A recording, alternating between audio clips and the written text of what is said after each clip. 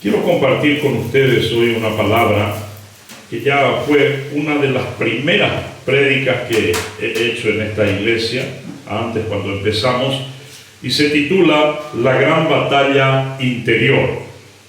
¿Saben por qué, hermanos? Porque nosotros estamos ahora en un tiempo donde hablamos mucho de lo que pasa en Oriente Medio, la guerra de Israel, y hay un concurso de sabiduría en las redes sociales de quién sabe más sobre la batalla de Armagedón, sobre el arrebatamiento, sobre la segunda venida, sobre la tribulación y la gran tribulación, sobre el anticristo, sobre el no anticristo, sobre la bestia. Cada uno está allí haciendo un desfile de conocimientos, cada uno a su manera.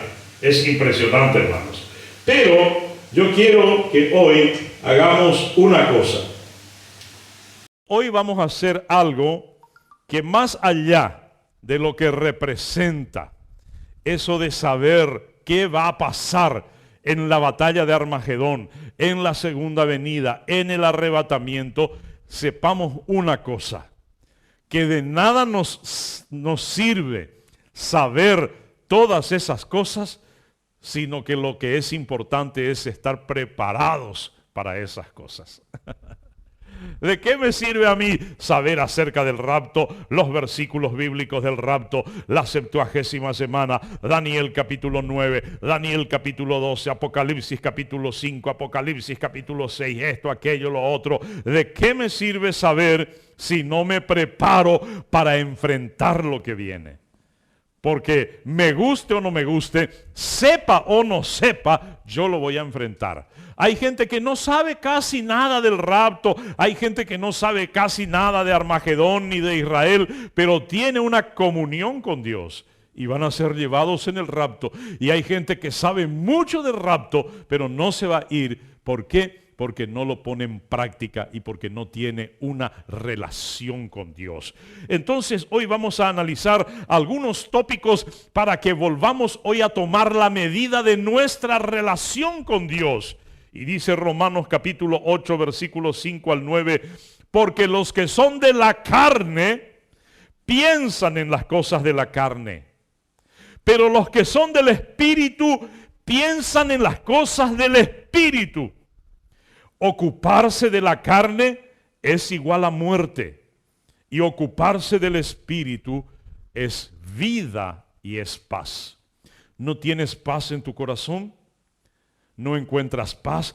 ¿Te sientes afligido, afligida? Te falta la vida del Espíritu. Te estás ocupando de la carne y no del Espíritu. Y la carne, dice la Biblia, dice el apóstol Pablo escribiendo a los romanos, si te ocupas de la carne, tu ser interior se muere. Pero si te ocupas del Espíritu, hay vida y paz para ti. Por cuanto los designios de la carne son enemistad contra Dios. Porque los que no se sujetan a la ley de Dios, ni tampoco pueden, y los que viven según la carne no pueden agradar a Dios. Mas ustedes, si viven según la carne, si no viven según la carne, sino según el Espíritu, si es que el Espíritu de Dios mora en ustedes, y si alguno no tiene el Espíritu de Cristo, no es de Él. O sea, si yo vivo ocupándome de las cosas de la carne, hermanos, entonces yo digo a la pinta, a mí lo que me interesa es satisfacer mi carne, mis caprichos, mis deseos mundanos. Entonces dice Pablo, aquí hay un problema. Si tú no tienes ese deseo de hacer las cosas del Espíritu, entonces no eres de Cristo. Cristo no está en ti. Gálatas capítulo 5 versículo 19 nos da una referencia mucho más clara para que hoy entendamos nosotros en qué equipo estás jugando. Porque la gente dice allí, si no amas a Israel, no eres cristiano. Si no amas a Israel, esto y lo otro. Yo amo a Israel, pero puedo no amar a Israel y puedo seguir siendo cristiano. Porque nadie dijo que la salvación sea por amar o no amar a Israel. La salvación es por amar a Cristo Jesús y por tenerlo en mi corazón. Entonces, hoy yo, más allá de que le ame o no le ame a Israel, de que yo diga que soy o no soy cristiano, hoy yo voy a medirme a mí mismo por medio de la Biblia, y si ustedes quieren hacerlo, háganlo también. Dice la Biblia, Gálatas capítulo 5, versículo 19, manifiestas son las obras de la carne. Se nota el que vive en la carne. ¿Qué hace? Adulterio, que es cuando un hombre o una mujer tiene una relación sexual o sentimental con otra persona fuera de su matrimonio. Fornicación es cuando las personas mantienen relaciones sexuales fuera o antes del matrimonio. Inmundicia, es decir, suciedad de corazón que lascivia, que es el deseo sexual desordenado. Idolatría. Y aquí cuando decimos idolatría, lo primero que pensamos es en los católicos arrodillados delante de una estatua. Y esa es una idolatría religiosa. Pero la palabra idolatría viene del griego eidolatrias, que significa dar culto o preferencia a algo o a alguien por encima de Dios. La palabra idolatría me dice que cualquier cosa que en mi vida sea más importante que Dios se llama idolatría. Y los evangélicos practicamos idolatría muchísimas miles de veces. Cuando tenemos que decidir entre una cosa que agrada a Dios y una cosa que no agrada a Dios, ¿qué decidimos? Lo que no agrada a Dios. Idolatría. Eso es idolatría. Cuando yo tengo en mi mente la figura de una persona, de un ser, de cualquier otra forma de concepto que quieras darlo, y que en mi vida es más importante que Dios, eso es idolatría. Si yo le amo más a mi esposa que a Dios, y si mi esposa me ama más a mí que a Dios, es idolatría. ¡Wow! Eso es terrible, hermano. ¿Cómo así? Porque la Biblia dice que debemos amar primero a Dios. ¿Encima de qué? De todas las cosas. Si no lo hacemos, es idolatría. Así que cuando le acusamos a un católico por prenderle vela a una estatua, estamos también nosotros cometiendo idolatría en otras formas. Tal vez no así religiosa y pagana como lo hacían los babilónicos, pero sí en nuestra vida. Hermanos, hoy vamos a analizar y vamos a encontrar que hay muchas cosas que son más importantes que Dios. Gracias. Hay muchas cosas que son más importantes que Dios.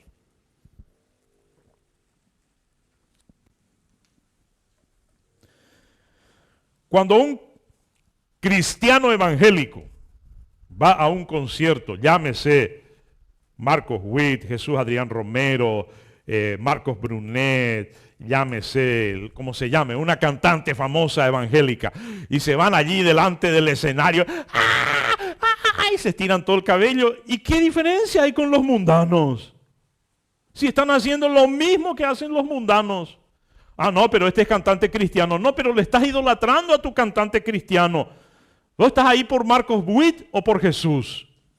Hay gente en los conciertos llorando con lágrimas en los ojos, que en verdad sus corazones están siendo tocados por la música, la adoración que está cantando aquel cantante, si es un siervo de Dios, y esas personas limpiamente están adorando a Dios a través de esa música. Pero la persona que está allí gritando por el cantante, no me vienen tantos nombres que hay ahora ahí de demasiado chuchi y demasiado se volvió una industria la música cristiana y ahí están como locos en el escenario ahí enfrente. Eso es idolatría, hermano. Aunque se llame como se llame tu cantante, aunque esté cantando Jesús, Jesús, pero vos te estás volviendo loco ahí por tu cantante, entonces no es Jesús a quien estás adorando, es a tu cantante, es idolatría. La Biblia dice que Jesús, que Dios tiene que ser el primero en tu corazón. Luego está la hechicería, todo lo que es umbanda, quimbanda, payé, medicoñaná, esos astrólogos, todos los que se van junto a esos, se van junto a demonios. Ellos son siervos directos de Satanás. Y es impresionante cómo están ahora. Nosotros solemos escuchar una radio determinada que da unas noticias andando por ahí y cuando termina ese noticiero entra el maestro fulano de tal. Rápidamente, no quiero escuchar ni 2 segundos, hermanos. Esos son siervos de Satanás. O en la televisión ahora están entrando, hermanos, y aparece ahí el maestro astrólogo fulano de tal, una virgen de Cacupé, un divino niño, un corazón de Jesús. Ellos ponen todas esas estatuas porque al final de cuentas la idolatría y la hechicería están juntas. Pero cualquiera que se va a consultar con ellos, a contratarles, ay, para que fulanito me quiera, para que fulanita me quiera, están contratando demonios. Yo he conocido matrimonios que la señora, la mujer, ha contratado a un brujo para hechizarle a su marido para que se quede a su lado. Y lo que hizo fue atar el infierno a su familia. Porque nadie puede atarle a nadie. Solamente el demonio te va a atar a una persona. Dios no lo va a hacer porque Dios es un Dios de libertad. Y Dios te dice, el que quiere estar contigo, que esté por su libre decisión y por amor. No por obligación ni por ataduras. Entonces abren las puertas del infierno, hermanos. Otra cosa son las enemistades. Este es un fruto de la carne. La enemistad, tener enemigos, enojarse con la gente, vivir con rencor, vivir con resentimiento. Hermanos que no se quieren, que no se hablan entre sí. Esto es enemistad. No puede venir de Dios. Pleitos, celos, iras, contiendas, disensiones, herejías, envidias, homicidios, borracheras, orgías y cosas semejantes a estas, acerca de las cuales les digo bien, dice el apóstol Pablo, como ya se los dije antes, que los que practican tales cosas no heredarán el reino de Dios. Y aquí hay solamente 2 caminos. ¿Heredas el reino de Dios y te vas a la vida eterna? ¿O no heredas el reino de Dios y te vas a la condenación eterna? Así que estas palabras tan sencillas pero tan profundas, que lo vuelvo a leer: adulterio, fornicación, inmundicia, lascivia, idolatría, hechicería, enemistades, pleitos, celos, iras, contiendas, disensiones, herejías, envidias, homicidios, borracheras, orgías y cosas semejantes a estas, acerca de las cuales les amonesto, que los tales no heredarán el reino de los cielos. Mas el fruto del Espíritu es... ustedes suelen...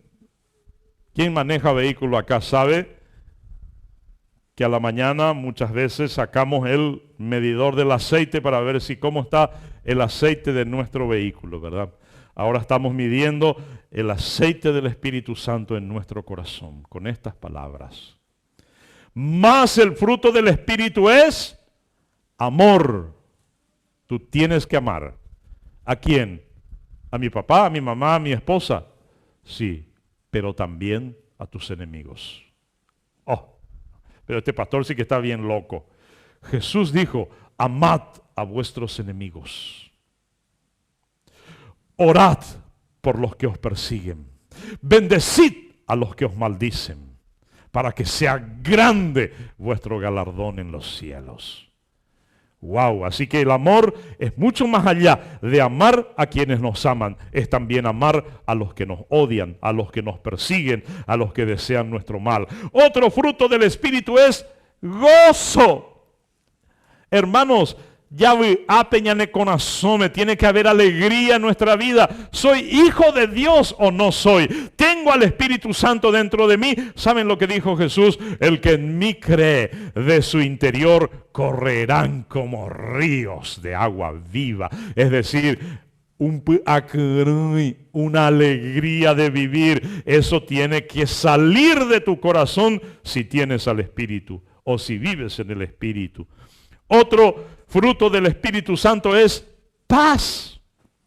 Yo tengo que tener paz en mi vida a pesar de las tormentas, a pesar de las dificultades, a pesar de lo que no me gusta, a pesar de lo que pase alrededor mío. Yo tengo que tener paz en mi vida. Y encima de todo, la Biblia nos lleva al otro extremo y nos dice que tu paz debe sobrepasar todo entendimiento. ¿Qué significa eso? Que yo tengo en la lógica un problema enorme, pero en mi interior una paz enorme. No es por lo que me rodea, no es por lo que me pasa, sino por lo que creo que va a pasar, que Dios me va a llevar a puerto seguro, pase lo que pase, eso me va a dar paz. Y cuando espero en el desarrollo del proyecto y del diseño de Dios, tengo que tener otra cosa que se llama paciencia, la capacidad de saber esperar que las cosas que tengo que hacer o que quiero tener me lleguen en su momento, no en mi tiempo, sino en el tiempo de Dios, porque nosotros somos expertos en agarrarle a Dios su brazo y torcerle, o si no, vos no me querés luego, ¿verdad, Dios? Vos no me haces lo caso, Dios. Así queremos vivir con Dios, pero Dios sonríe con dulzura y con amor y dice, todavía no estás preparado o preparada para esto. Déjame hacerlo en mi tiempo. Y para eso se necesita un fruto del Espíritu que se llama paciencia. Otro fruto del Espíritu es la benignidad, es decir, querer el bien, querer cosas buenas, querer ser bondadosos, benignos con los demás. Una cosa en la que yo he aprendido a cambiar mi estructura mental es en el amor y la paciencia para con los animales. A mí me enfermaban los perros, los perritos y los gatos, ni en sueño quería ver. Hoy en mi casa hay 3 perros y 2 gatos. 3 perritos y 2 gatitos. Recién cuando venía a la iglesia, esos 2 gatitos, que son un macho y una hembra, estaban acostaditos allí, pegaditos el uno, parece que se abrazan. Y le toqué su cabecita y le dije, Tulina, ¿cómo se quieren ustedes? Porque cambió mi corazón. Antes yo quería solamente agarrar y que vuele de mi presencia todo lo que se llamaba gato y perro. Hoy, a pesar de que no me gustan, que son puerquitos a veces, trato de ser benigno con ellos y tocarles la cabecita, decirle palabritas de cariño. Hay veces que le digo, pero cambio y bueno, porque no solamente y mucho más con los seres humanos que con los animales, tenemos que practicar la benignidad. La bondad es otro fruto del Espíritu. Tenemos que ser buenos, tranquilos. Tenemos que tener otro fruto del Espíritu. ¿Saben cuál es? Fe. Si yo no creo en Dios, si me cuesta creer en Dios, ay, pero Jesús, quién sabe lo si existe. Nambrena luego, eso parece que es una historia de hace 2000 años. Yo soy más inteligente que Dios y que los pastores y yo no sé lo si vale la pena tener fe. Cuidado, estás yendo al mundo de la carne. Si tú estás en el mundo del Espíritu tendrás fe. ¿Qué cosa creerás en Dios? Así que hermanos, esto es muy importante. Otro fruto, mansedumbre. Y yo voy a poner el ejemplo del caballo. El caballo ¿Cómo es el caballo? Si tú te acercas a un caballo, oye, te digo, pan de Jehová. ¿Por qué? Porque no tiene mansedumbre. Se llama arisco. El caballo es arisco, inquieto. Así hace todo, ¿verdad? El caballo manso, vos te vas y te baja la cabeza para que le toques. Tiene mansedumbre, por eso se le llama caballo manso. Y manso y tego con caballo. O si no, que tú, jesaiteco caballo. Entonces, ese ejemplo podemos usar. Si alguien te dice algo de Poshumaui a la pinta, decía un escritor en un libro que se llamaba Palabras del Camino, que me habían regalado así chiquitito, decía en una parte, te enojas por cualquier cosa.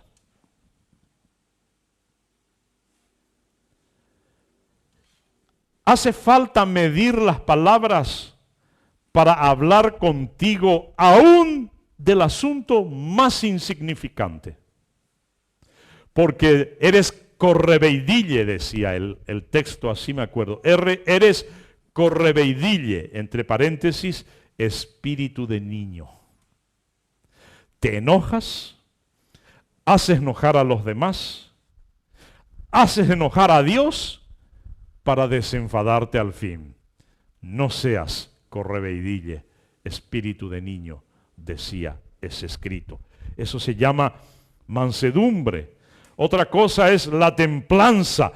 Dice la poesía desiderata, cultiva la firmeza del espíritu para que te proteja en las adversidades repentinas. Hermanos, nosotros somos personas que aunque seamos cristianos, caminamos por un mundo donde en cualquier momento nuestras circunstancias pueden cambiar. Dios nos guarde siempre. Y nos guarda, estoy seguro, cada mañana cuando pienso en todos los autos y motos con los que nos cruzamos cada día, digo, wow, Dios nos guarda. Pero hay veces que Dios podría llegar a permitir que pasen cosas, hermanos. Entró un bichito. Hay veces que Dios podría permitir que nos pasen cosas, como hace casi 2 años que yo me enfermé. Pensé que nunca me iba a enfermar porque nunca me había enfermado, pero me enfermé. Y dice la Biblia que tu espíritu debe estar preparado para el día malo. Ese desiderata lo llama, cultiva la firmeza del espíritu. Afirma tu espíritu. Tenés que tener personalidad, estabilidad, para que te proteja en el día malo o en la tormenta repentina. ¿Qué va a pasar de ti si de repente ocurre un accidente, ocurre algo que pierdes un familiar, que te accidentas tú o se accidenta alguien o muere alguien a quien amas? Hermanos, cuando tú amas a tu esposa, a tus hijos, a tu esposo, tu mujer o cuando amas a tu madre, a tu padre, tú tienes que saber que estás amando a un ser humano mortal, que puede morir cuando menos te imaginas. Entonces, ¿qué tienes que hacer? Tienes que tener tu espíritu preparado, y eso se llama templanza. Contra los que tienen amor, gozo, paz, paciencia, benignidad, bondad, fe, mansedumbre y templanza, contra los que tienen tales cosas no hay ley. Pero los que son de Cristo crucifican su carne con sus pasiones y sus deseos personales y viven conforme a Cristo. Porque el deseo de la carne, pechero, o lo que quiere mi yo, mi carne, es en contra del Espíritu de Dios.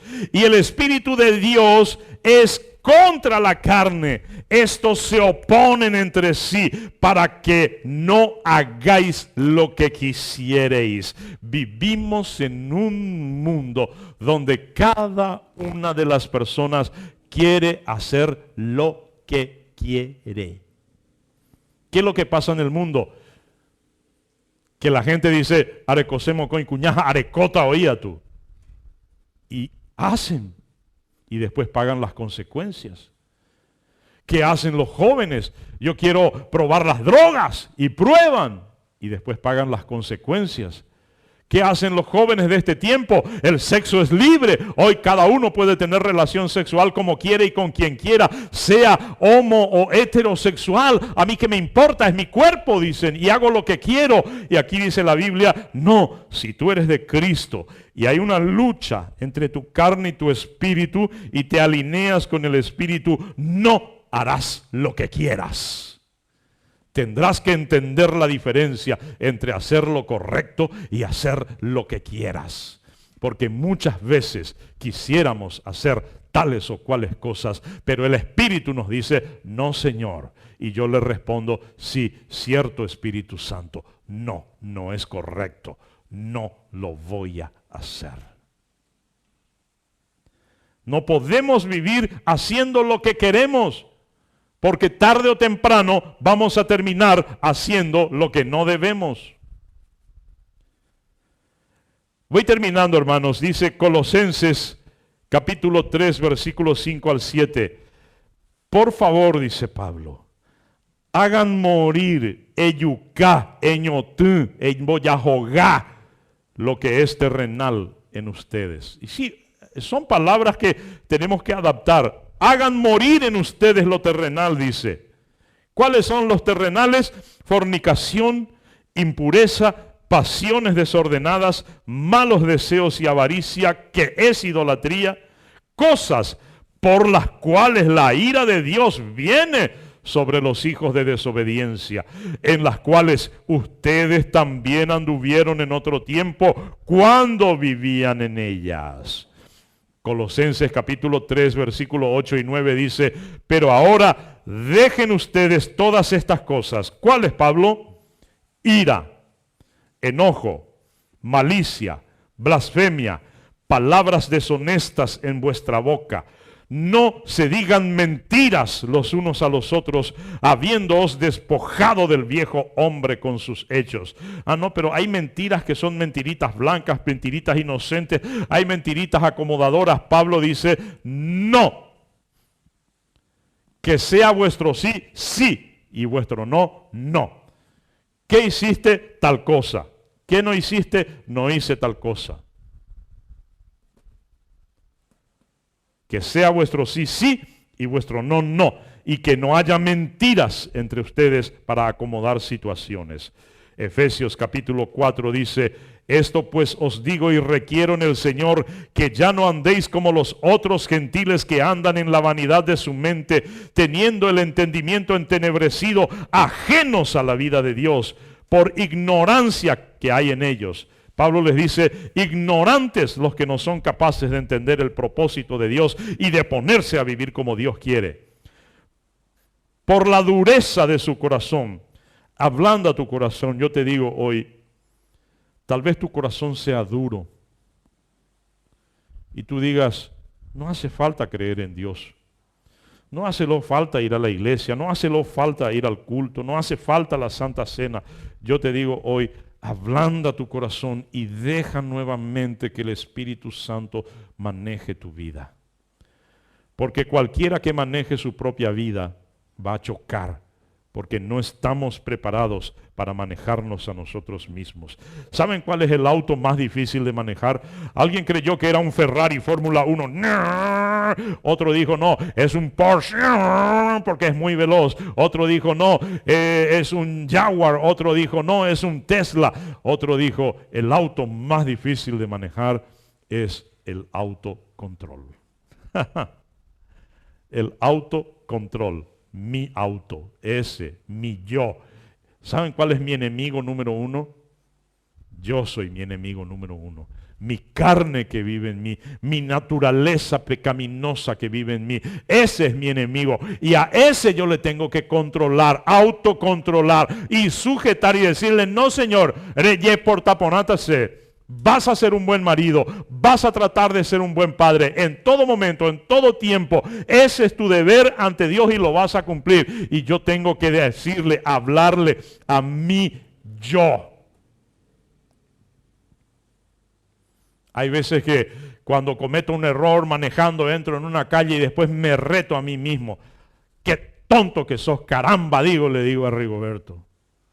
pero usted está loco. No, el otro día estuve leyendo que las personas que se hablan a sí mismos son más inteligentes. Tú tienes que hablarte a ti mismo. ¿Por qué hiciste eso? ¿Para qué querés aquello? Tranquilízate, muchacho.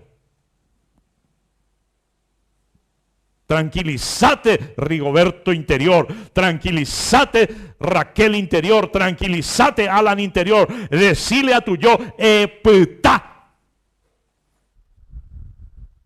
Porque derejáramos o popó o petan dereje. Caí pope gilet. Upea la ñande yo interior. En la mano del mono, una hoja de afeitar. Va olla pota o jugatas ese, jaoñe que timbata.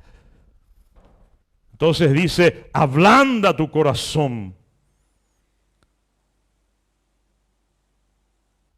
Dice acá, esto pues yo digo y requiero en el Señor que ya no andéis como la gente del mundo, que andan en la vanidad de su mente. ¿Saben qué, hermanos? Todo lo que hay afuera, la tecnología, el show, el espectáculo, todo, la música, la no música, ¿saben cómo le llamaba el hombre más sabio de la historia, que fue el rey Salomón? Todo es vanidad de vanidades. Nuestra mente nomás alimenta todo. En nuestra mente nomás creamos ídolos. En nuestra mente nomás proyectamos escenas. En nuestra mente nomás hay esto, aquello, lo otro. Y Pablo dice, en la vanidad de tu mente, allí, si no te controlas, tendrás entenebrecimiento. Es decir, tinieblas va a venir a tu mente. Ajeno estarás a la vida de Dios por la ignorancia que hay en la gente del mundo, por la dureza de su corazón, los cuales después que perdieron toda sensibilidad, se entregaron a lascivia para cometer con toda avidez toda clase de impureza. Mas vosotros no habéis aprendido así de Cristo, si en verdad le habéis oído y si habéis sido enseñados por Él, conforme a la verdad que está en Jesús. En cuanto a la pasada manera de vivir, despójense del viejo hombre que está viciado conforme a los deseos engañosos y renuévense en el espíritu de vuestra mente. Vístanse del nuevo hombre, creado según Dios en la justicia y la santidad y la verdad. Efesios 4:25, por lo cual desechando la mentira, hablen cada uno de ustedes con su prójimo la verdad, porque somos miembros los unos de los otros. Airaos, pero no pequéis. No se ponga el sol sobre nuestro enojo, ni deis lugar al diablo. El que hurtaba no hurte más, sino que trabaje haciendo con sus manos lo que es bueno, para que tenga que compartir con el que padece la necesidad. No salga de vuestra boca palabra corrompida, sino la que sea buena para la necesaria edificación, a fin de dar gracia a los oyentes, y no entristezcan al Espíritu Santo de Dios, con el cual fuisteis sellados para el día de la redención. Quítese de ustedes toda amargura, enojo, ira, gritería, maledicencia y toda malicia. Antes más bien sean buenos unos con otros, misericordiosos, perdónense los unos a los otros como Dios también les perdonó a ustedes en Cristo Jesús. Quítese de ustedes amargura, enojo, ira, griterío y maledicencia, porque tales cosas desagradan a Dios. Cuando empezamos esta iglesia, y durante todos estos casi 7 años que estamos desarrollando nuestro pequeño centro cristiano Alfa y Omega, siempre dije que el objetivo principal de esto era que cada uno de nosotros podamos poner los ojos en Jesús y que podamos amar a Jesús. Hoy, después de 7 años, me pregunto, ¿será que ustedes, todos, miembros de la iglesia, mi familia, yo, será que estamos amando a Jesús? ¿O será que ya nos parece un cuento del pasado? ¿Será que no estamos anteponiendo todos nuestros placeres, nuestros intereses, nuestros gustos personales, nuestro Netflix, nuestro YouTube, nuestra música, nuestro todo? ¿Será que estamos anteponiendo todo eso antes que Jesús? Y cuando miro el espectro de tantas cosas que hacemos en la vida, nuestro trabajo mismo, y tenemos que preguntarnos, hermanos, y cuestionarnos, porque si no amamos a Jesús, no tiene sentido nada de esta vida. Tenemos que amar a Jesús por encima de todas las cosas. Murió en la cruz por nuestros pecados. Nos dio salvación y vida eterna. Siendo Dios se hizo hombre. Siendo hombre fue a la cruz. Yendo a la cruz, Él vino a derramar su sangre para la redención de nuestros pecados.